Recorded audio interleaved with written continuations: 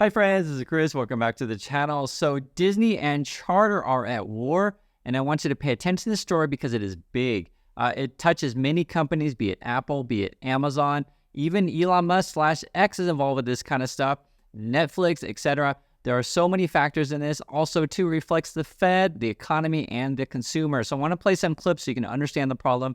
And take a look at this. TV viewers in major U.S. markets eager to watch tennis's U.S. Open and other events on ESPN this week were in for an unpleasant surprise when they saw this instead.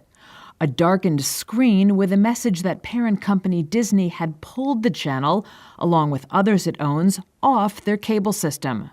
The move came after Disney and cable company Spectrum, which is owned by Charter Communications, failed to reach an agreement on how much Charter is willing to pay Disney to broadcast its networks, which also include ABC, FX, and Freeform.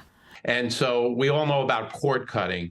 This is cord hair cutting, meaning even with the people who get the bundle, the issue is here, will Charter have the right to take the biggest channel, ESPN, and distribute it to fewer people who have the bundle, meaning lowering those economics coming out of the legacy business, having less money to support the development of the streaming business. Now, coming the other way, Charter says, hey, we want all your streaming businesses for free. We want to include those in the bundle. Why? Because you've taken all the best programming off your linear channels and moved it to streaming, and yet our subscribers are paying more than ever for the programming that you are charging us for. So they should get the streaming services for free. Now, that's not sustainable for Disney or the other legacy media companies with streaming. But there's probably going to have to be some kind of compromise that Charter distributes those streaming services at some kind of discounted price, and Disney looks to get Charter's and the other cable operators' shoulders behind their streaming business, which are very under-distributed relative to Netflix and how much distribution there is of cable subs. So content has been king for 20 years. The content companies have had a monopoly on an asset that the distributors have needed to keep subscribers on their platform. And over the course of the last half a decade, most of that content is available in lots of other places. And so the benefit to a distributor of being the one to be able to provide that content has really gone down. The one exception here is ESPN. But what Charter said is of all Disney content, only 25% of their customers watch it. And only a half of that 25% are what they call sort of passionate consumers of the content. So those are probably the ESPN consumers. And what Disney's demanding is a price increase for the vast majority of Charter's base for the benefit of content that's going to 12.5% of Charter's base. And that's why they're on the line and they're not willing to take it this time. I think it has big consequences for all future content negotiations that Charter has, but also for the rest of the industry. This was the tough one. The most difficult content company to stand up to is Disney. The only company that could really do it is Charter, and they've done it. And from here, I just think it gets easier for all future content negotiations. Because what we're dealing with is a transforming media ecosystem. We fundamentally believe in multi-platform, which means we believe in the linear ecosystem and in the streaming ecosystem, and we're focused on providing our partners solutions for both as consumer behavior continues to migrate. So yes, inevitably, you have to modernize these relationships. You have to do things like, again. So all of this comes as Charter is pushing to get access to Disney Plus for its subscriber base without any additional cost. So all of this and this conversation about Disney versus Charter comes as today Disney slashes the price of Disney Plus with ads to $2 a month. That's a 75% discount for new and returning Disney Plus subscribers, and that's a discount for 3 months. It's a promotion that's been in the works for a while. It's unrelated to the Charter deal, but it's part of Disney's big push to get more subscribers to adopt this plan that gives it a dual revenue stream. Disney is pushing its ad option as today Madison and Wall forecasts a 5% increase in U.S. ad revenue this year. That's excluding political ads. It's what they call a return to normalized growth for U.S. advertising. But not all ads are equal. While internet-related advertising, they say, has become increasingly important, the TV advertising sector is experiencing what, quote, might feel like an existential crisis. And when you have this disagreement with arguably two of the largest, if not the two largest players in the space, you really are getting close to what could be a tipping point for how consumers receive content and sports content in particular for the rest of the future, if you will. So we talk a lot about money and finance on this channel, and I think this is a really interesting story because it relates to that. Basically, the consumer is trying to cut back, right? Because essentially, and you guys know this, let's say you go to a restaurant and you just want to get a hamburger, right? Let's say you get there and they're like, well, we don't just sell you the hamburger. You got to get the French fries, you got to get the Coke, and moreover, you got to tip us before you even get your food. And you're like, what the heck? I just want the hamburger. And essentially, we kind of want more choices in this world. I'll give you an example.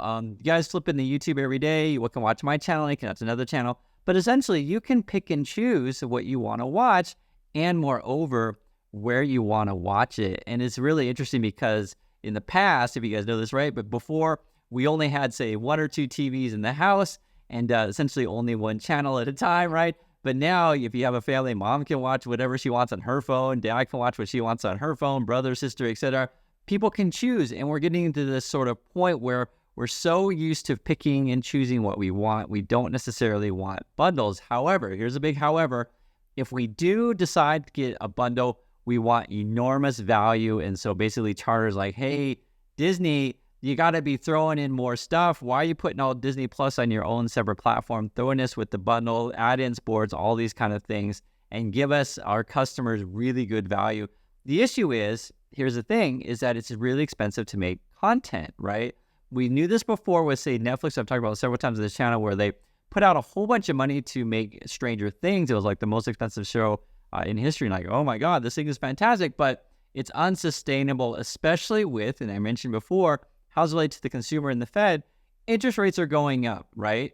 So what does that mean? It means like your house is going to cost more, your credit card bills are going to cost more, your student loans are going to cost more. Like the free money isn't there anymore. And the consumer's like, oh my God, I can't afford everything. Moreover, people are getting laid off.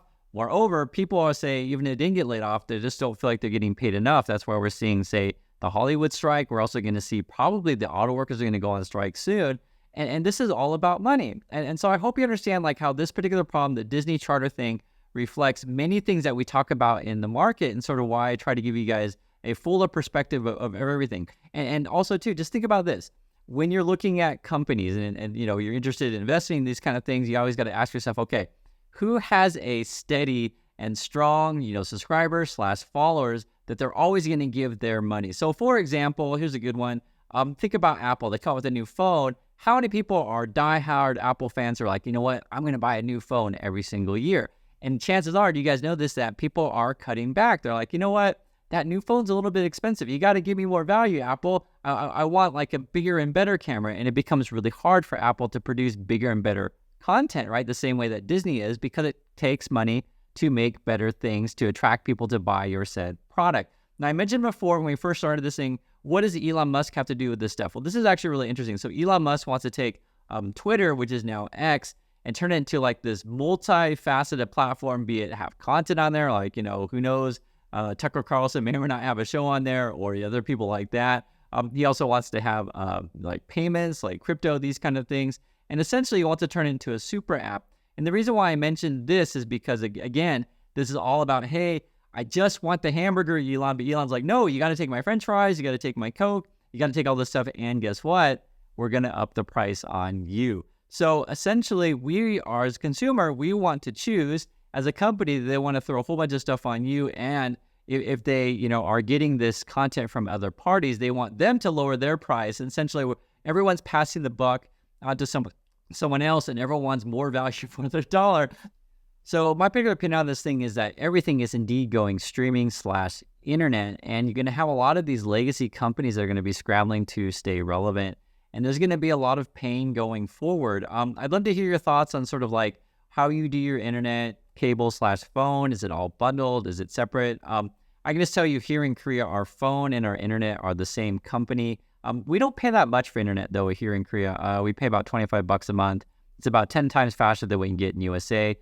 When we were in USA, we had Google Fiber. It was like, I think $80 a month, something in that range. And I think there were 2 tiers. I think it was like $80 and 110 or something like that. It may have gone up since we've been in USA as well. And then phone service, USA, yeah, you guys have like Verizon, AT&T, T-Mobile, these kind of things. I think you guys pay like $50 a month. Here in Korea, we pay about 25. Things are a lot cheaper. The other thing too, which I want to mention, is theoretically in the future, the governments around the world could offer free internet. Many cities in USA do offer free internet. Yes, it's not great, but it's not out of the question, and that would probably really change the landscape if suddenly internet was free and information was free for everyone. You know, my personal opinion is that information, internet, all these things really should be a priority, because that is the future, right? You have access to pretty much anything if you have the internet. And I think these legacy cable companies that keep trying to figure out ways to offer you more value, and essentially what they're trying to do is get Disney and all these other stuff to give them free content. Everyone wants something for free, and it's hard to do that, of course, and run a successful business. So love to hear your thoughts on this stuff. Thanks for watching, and I'll catch you next video.